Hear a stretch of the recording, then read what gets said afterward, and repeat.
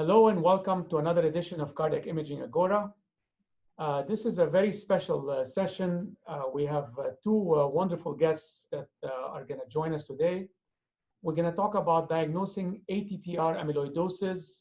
We're going to talk about echocardiography as a necessary but not sufficient tool. And we're going to talk about this entity that I just came up with, which is the pseudo-negative technecium pyrophosphate scans. So today, you see here on the screen, we have Dr. Mazen Hanna. He's one of our top heart failure specialists. He runs our amyloidosis center at the Cleveland Clinic.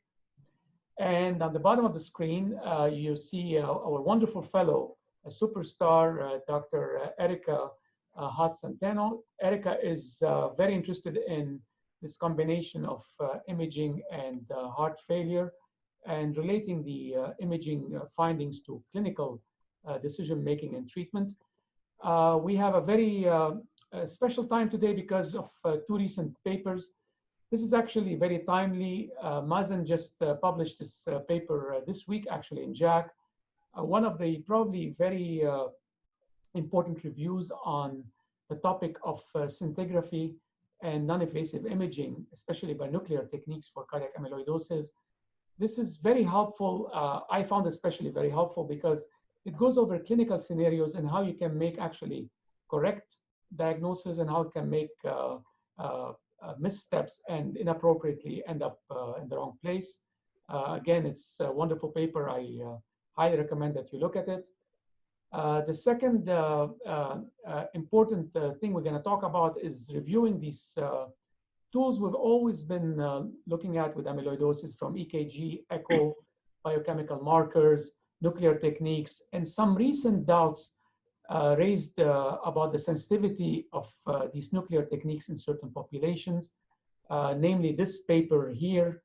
Mazen, I'll start with you first. This paper just came out in the past 2 to 3 days. What do you think of it?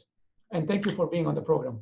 Yeah, thanks a lot, Weil and Erika. I'm really happy to be here. I think this, what this paper is about is a certain mutation in ATTR in Italy that causes, mainly found in Italy, that causes a combined neuropathy and cardiomyopathy, particularly in middle-aged to older people. But what they basically found was patients who had the known mutation, many of these people had known neuropathy, and when they looked at the echocardiogram or the MRI, there was relatively classic signs of what you would expect to be cardiac involvement. Some of these wall thicknesses were, 15 millimeters, 14 millimeters, and somebody who otherwise had no reason to do it except for the fact that they had this mutation. And when they did the technetium pyrophosphate scan, there were many of them that showed really minimal to no uptake.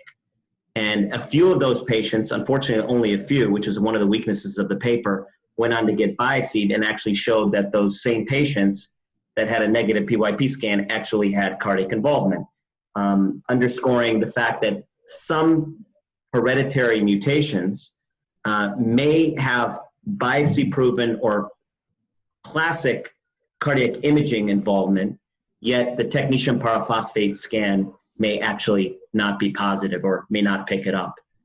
So a quote-unquote false negative, if you will.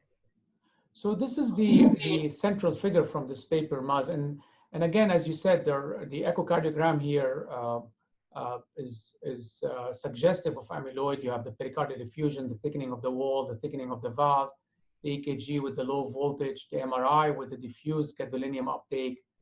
My major criticism for this paper is they used, of course, in Europe, they used technetium dipyrophosphate. But the major criticism I have for this paper is they relied heavily or solely on the planar imaging, as you can see here, to diagnose the disease. So you can see here, and as I reported in this paper, no cardiac uptake in these patients with so-called classic features of cardiac involvement with amyloidosis. Again, Erika, this is something that we look at frequently. Do you mind just walking us through the EKG? And thank you for being on the program and taking your time this afternoon. Sure. No, thank you for inviting me. So I think the EKG, as Dr. Hanna actually taught us, there's complete dissociation from mass to voltage. So what you're seeing on the echo just shows that there's a lot of, well, increase in LV wall thickness, and you don't really see that translated in the EKG. You actually see very low voltages. And again, you can see those classic features. Yet and this is TTR. This is not AL amyloidosis. You expect to see cardiac uptake here, right? Of the tracer, and you don't see it.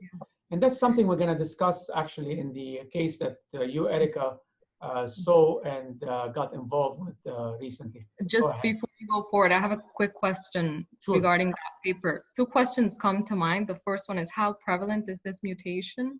And the other one is, when we're dealing with, let's say, just focal involvement of the myocardium, shouldn't biopsy be less sensitive actually? Well, the first question, how prevalent this is, I know this is a mutation that's more commonly seen in Italy. I don't have the exact prevalence off the top of my head. And as far as, focal, so Claudio Rapezzi, who is from Italy actually, has shown in autopsy studies of patients with TTR, when you stain for amyloid, some patients have patchy disease. Actually, more commonly with ATTR, that you actually have areas of, at least grossly, you can see these areas of patchy uptake. And we know that from MRI as well. So the thought process would be, if you have early focal disease or just in certain areas before it becomes phenotypically very diffuse, would the sensitivity of endomyocardial biopsy go down? We don't know that. Nobody's ever really looked at that. I would have to say that, in my experience, the sensitivity is still very high for endomyocardial biopsy, because I've seen several cases where the imaging showed very focal areas of uptake, and we went and did an RV endomyocardial biopsy, and it was positive. So I don't know the answer, but I think that that's obviously something ripe for study. Mm-hmm. That's actually exactly what we probably will talk about a little bit later. So here you go, Erika, the floor is yours. Yes, so this is a very interesting patient that actually first presented in 2014 to an outside hospital. 37, very young, with complaining some mild dyspnea on exertion and dizziness for several years.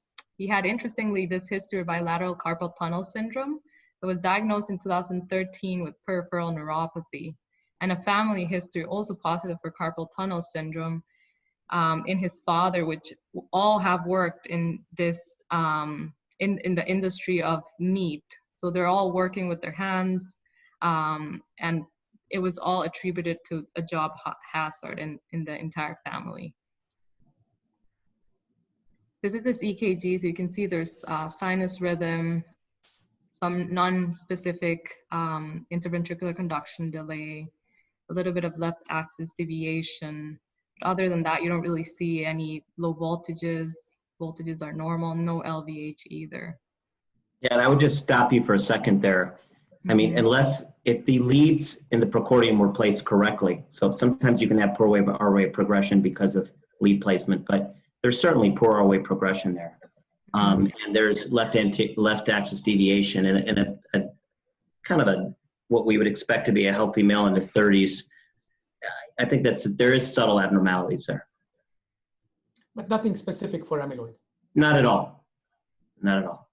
So this is 2014. 14. Mm-hmm. So you had some workup done. That's what we reviewed before. Normal CBC, normal renal function, right? Mm-hmm. Yes, normal labs. BNP was really normal at 114, normal coronary angiogram, and normal chest X-ray. Yeah, and again, I would just want to make one more comment. Somebody who's in his 30s, a male in his 30s, if you look at most patients with NT-proBNP, you often get a value in the less than 50 range. So again, that's not what we would expect to be quote unquote positive per se. We know in females, and as you get older, the NT-proBNP upper limit of normal goes up. But I still think that's, if you check my NT-proBNP, I'd expect it to be 50 or less than 50, and the same thing with you. So again, this is because we're discussing the case. This is because we're discussing the case, but it's again maybe something subtle to look out for. Interesting. All right, so he actually sees a neurologist in 2015 for the worsening neuropathy, and the neurologist orders an EMG that shows that he does have decreased conduction velocities. And then he starts actually suspecting there's something going on given his young age. This is way too soon to have carpal tunnel syndrome. And so he actually refers him for genetic testing. And this is what they find. So they find this mutation in TTR-ALU1. Yep, and it's, we'll look it up in the next slide, but it's ILE84. Serine. Can I make a comment about that? Sure. So there's 127 amino acids in each monomer of TTR that makes up the tetramer. So it's in that 127 amino acid monomer where you have these greater than 130 mutations described. And they're point mutations. So at one specific amino acid, let's say in this case, it's at the 84th amino acid of 127, instead of an isoleucine, which is normally there, you have a replacement, you have serine substituting for it. So it's a amino acid point substitution. And many of these mutations, most of them actually render that monomer and then hence the tetrameric structure less stable. But there is another comment I need to make because it becomes very confusing. So they'll call it ILE84 serine, or often they'll just call it SER84. They'll use the last amino acid, the one after the number, and they'll say SER84. Oh. They started changing the nomenclature when they report these mutations. So they'll add this 20 amino acid signal peptide now. So instead of ILE84 serine, it's now the letter P, and then ILE, and then 104 serine. So it's the same mutation. They're just adding 20 base pairs to account for that signal peptide. And now people are saying, oh, I've never seen this mutation before. But it's the same mutation, just reported differently. And I think that's confusing a lot of people. For example, V122I in the African American population, which is valine at the 122nd amino acid substitution, being substituted for isoleucine. Now it's being called P-Val 142 instead of 122 isoleucine. So just be aware of that because you're going to see those reports and it's going to get confusing if you're not aware of that letter P beforehand, signifying that it's 20 amino acid pairs shifted upwards. So Mazen, I'm going to ask you just here I know this slide is related to the genetic mutation, just it's unfair to ask you to do this very small typing here, but the most common mutation, as you can see here, and what affects the heart and what affects the neurological system and the overlap in these things. And this is have you seen many of these patients with this mutation or any? I've seen about 4 or 5, and they're actually from the same family. This particular mutation was described by Merrill Benson. It's the Indiana Swiss kindred. And they actually usually start with carpal tunnel syndrome, and pretty early on they get vitreous opacities. They have visual issues, and they'll need vitrectomies for their eyes, because remember, the retinal epithelium in the eye produces TTR. So some of these people with mutant TTR hereditary mutations, they will actually produce amyloidogenic TTR and amyloid fibrils into the back of the eye and the vitreous humor. So this one, there's about 7 or 8 mutations at least that do that. So they classically get that. And then unfortunately, they develop progressive cardiomyopathy and peripheral neuropathy, including their feet. And they progressively get worse and actually are unable to walk. It's a pretty significantly, slowly, but really just inexorably progressive disease. I've seen several. Just another comment about cardiac versus neurologic and then mixed phenotype. Actually, if you really drill down on it, the majority have mixed. Even the V122I mutation that we see in African Americans, which we say is mainly cardiac with minimal neuropathy, there's a cohort that actually have more than minimal neuropathy. So the term familial amyloid cardiomyopathy, or FACC, and the term familial amyloid polyneuropathy, or FAP, is kind of going by the wayside. And we're just calling it hereditary ATTR amyloidosis with predominantly cardiac or predominantly neurologic, but it's most of the time there's some degree of a mixed phenotype. Fantastic. So he was referred to cardiology, as Erika is going to tell you. And at that time, he had a normal echocardiogram. He actually had a stress test as well that showed just normal meds. He achieved 7.5 meds and no EKG changes. He was not taking any blood pressure medication, did not have hypertension, and he was only on low-dose furosemide due to occasional lower extremity edema. While is 7.5 meds normal for someone of his age? So you remember, Maz, we're going to talk about this. You know, he's young, but we live in the Midwest, so we're not known as we're not from Colorado or the West Coast here. Okay. So we're, but you know, it's below average for sure for his age cohort. But we don't have what's his baseline. If this is a change from a baseline, we don't have that. It's low for 37-year-old for sure. But no, again, nothing alarming here besides the fact that he's out of shape. Sure. So he comes to see us. Comes to see us in 2020. CKG is repeated, which is unchanged. He's got some slow worsening of his dyspnea, and the blood tests are repeated, persist normal with troponin normal. And this is his echocardiogram this spring. As you can see, there's really preserved LV function. The septum doesn't really look thick, at least to me. I don't see any LA dilation here. And you can see there the measurement is 1.2 for the interventricular septum. No thickening of the valve, at least nothing that really comes to attention. Yeah, no pericardial effusion, nothing like here. And here we go. So again, LV on a short axis looks like normal function.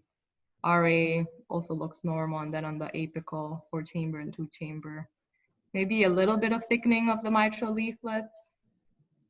Interventricular septum looks okay. And then I think you would have to be very suspicious to call this abnormal. What do you think, Dr.? I agree. This is, like, for me, I'm looking at this is, except for the marginally thick septum 1.2, probably at the cutoff, but there is an error of about millimeter in the measurement of that, even at the best hands. So I don't see anything here. I don't see a big atria to suggest something going on. Nothing here suspicious for that. And here's his mitral inflow, his pulmonary veins. Do you want to walk us through that? Yeah, so it looks like the velocities are normal. You don't really see any sign of diastolic dysfunction. Yeah, his pulmonary veins, normal S&D, normal ENA, the ratios are normal. And then we go to this view here. I just want to show you all the images together, including the strain. Yeah, so volume assessment shows a normal EF of 70%, and then you see the strain. There's no apical sparing pattern. Looks like normal global strain. Yeah, the global strain is normal, and the only thing that is maybe sometimes it's a tracking issue here, that you can see that in the septum. But this decreased strain in the septum has been described in some patients with hypertrophic cardiomyopathy. Some patients with Fabry's too will have that, but not for sure not patients with amyloid heart disease, where we expect this apical sparing pattern. But just keep that in mind when you're looking at this. For all the viewers out there, keep that in mind when you're looking at the septum here for later. But just to make a comment about the apical sparing. Sure. You know, when we published that paper, you know, remember these are people with overt, you know, cardiac amyloid that was more advanced. So we're used to seeing that in those scenarios. So I think that in populations like this, we don't really know what the sensitivity of that pattern, how long it takes to develop, and how thick your ventricle has to get, and how involved the amyloid heart disease has to be. And it's also not 100% specific either. There have been other things. So it's very useful. And in this case, I agree there's some abnormality in the basal septum that's interesting. But the lack of, you know, of it in these phenotypes that we're trying to find earlier, you know, again, doesn't mean that it's not there, is what I'm saying. So because of all this constellation, which we see here, we have dyspnea and exertion, we have a genetic mutation that's known to cause cardiac involvement, as been described by Erika and Mazen. Non-specific EKG, overall the echo was normal. This patient was referred for a nuclear stress test. And for the next few, for a stress technetium pyrophosphate, I'm used to saying stress test because that's the most common test we order. So, and we're going to use the American Society of Cardiology guidelines to walk you through this test. Mazen and I have been involved a lot in some of these discussions about the usefulness of these practice points. They're very useful in general, but there are some caveats we will discuss in a few minutes. So this is the list of things we go through when we review these tests. We go from the planar images, we review the semi-quantitative images, the heart to contralateral ratio, the reconstruction images, and the CT images, and we try to generate a meaningful report so our heart failure colleagues and others can understand it. So here we go, Erika. We were reading this. All right, yeah, so this is the rotating planar images, and you can see the image on the left upper corner basically helps you see if there's any uptake where the heart should be. And in this case, let's just wait for it to turn. There's some uptake there. You see that little white spot on the right side and then in the rib, yes. But you don't really see anything major on the left side where the heart should be. And then interestingly, Dr. Jaber actually asked the patient if he had had any like recent trauma, and he had actually had some trauma in the rib in the factory where he works. Yeah, he had some encounter with large cattle in the meat packing district in Chicago. So here's again that the same views now zoomed on the heart again. Yep, and you can see that's the sort of the visual scoring system where you compare the contralateral lung or the rib uptake. And you don't really see any major uptake. At least I can't see much. Yeah. So we score this as zero uptake. Basically, it's similar uptake, no uptake, and normal bone uptake. Nothing much here. So we'll move on to the heart to the contralateral ratio, where we basically use this seminal paper here as a guide for that. And as suggested by the guidelines, we construct this heart to contralateral ratio, and we see here beautiful, as Erika said, no uptake in the heart. And from that, we generate the ratios, and here are the ratios. So it came up to 1, and in our lab, we consider it positive for more than 1.5 at 3 hours, which is important to know. And now we move to the SPECT images, which we earlier, when we were talking about this, we criticized that Italian paper for the fact they used the planar images, they didn't use a SPECT. Actually, in our lab, Mazen and I have been doing this since 2011, so 9 years now plus, and we've always used SPECT.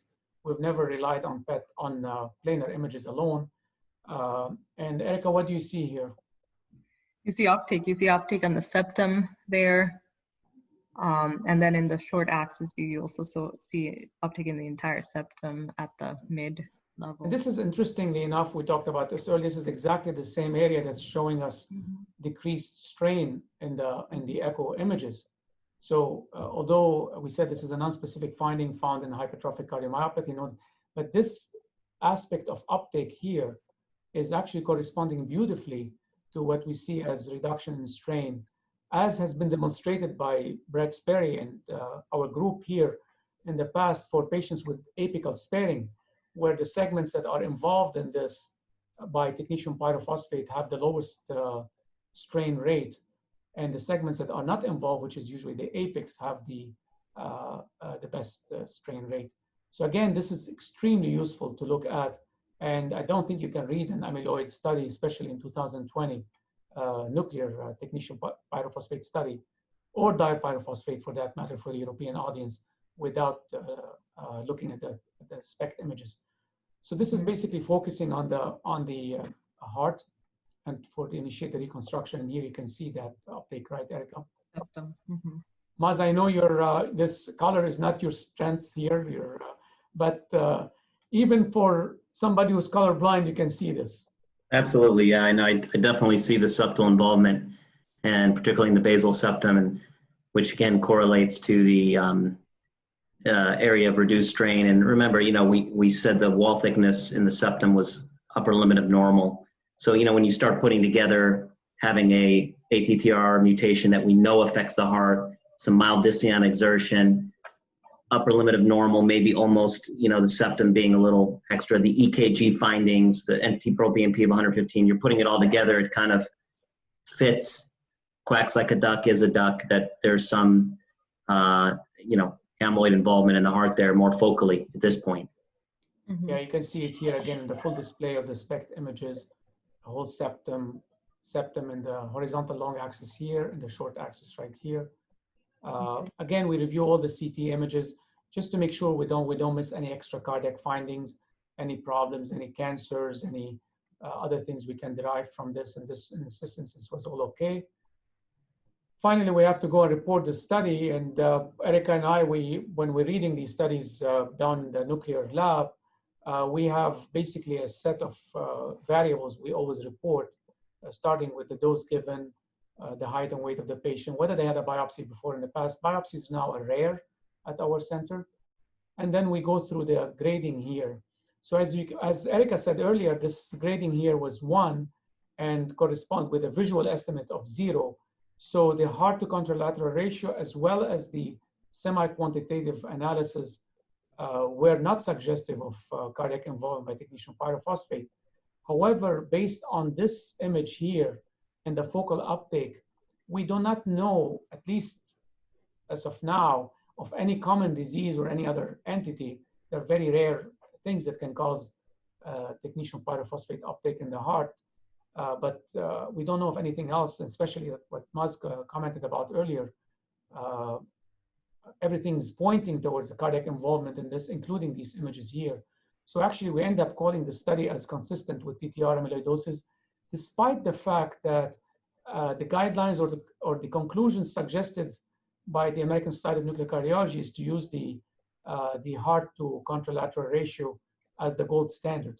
And we did not use that here because of the information or the data we got from the SPECT. So Erika, here we are. Now we have everything here. That's what we go through every time, right? Yeah, exactly. So we start with EKG just to see the voltage, any evidence of high degree AV block, or as we saw, some IVCD can also point towards infiltrative disease, atrial fibrillation, and then medications. Pay attention to the need to decrease antihypertensive therapies, or this like pseudo-normalization of hypertension.